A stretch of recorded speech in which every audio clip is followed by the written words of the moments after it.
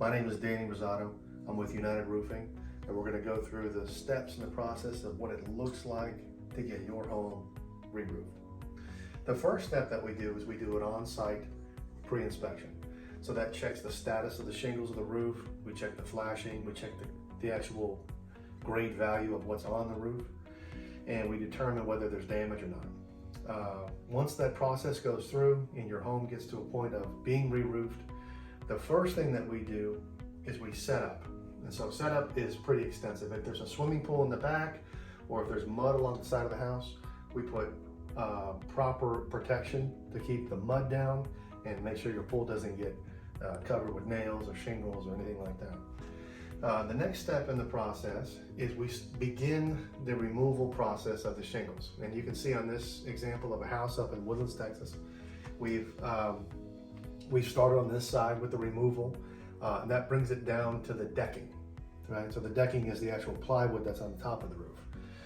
Typically, when we get in and we start looking at the decking, there's going to be some damage, especially if there's an older home. In this home in particular, there was a couple parts of the decking that needed to be replaced.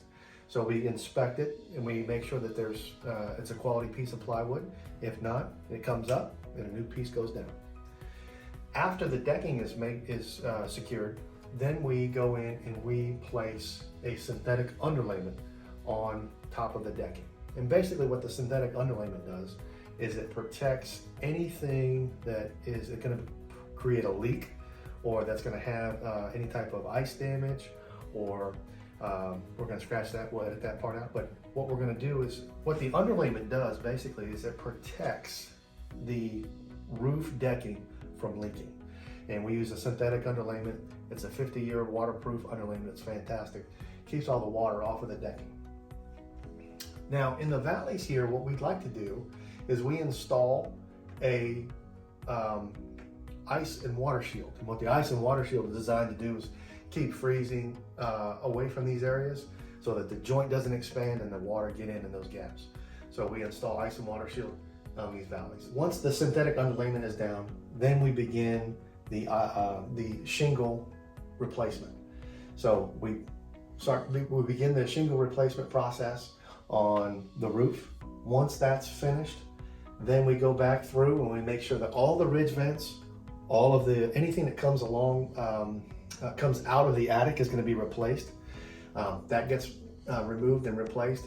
And then anything along the top of the roof, that's called a continuous ridge vent, those get replaced as well. And then you have the decorative shingle that goes along the edges. Those are called the ridge caps, and those are that makes the house look nice.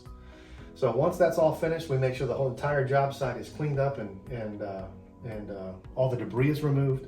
And what that's going to do is just leave your house in the exact same spot that it was before we started.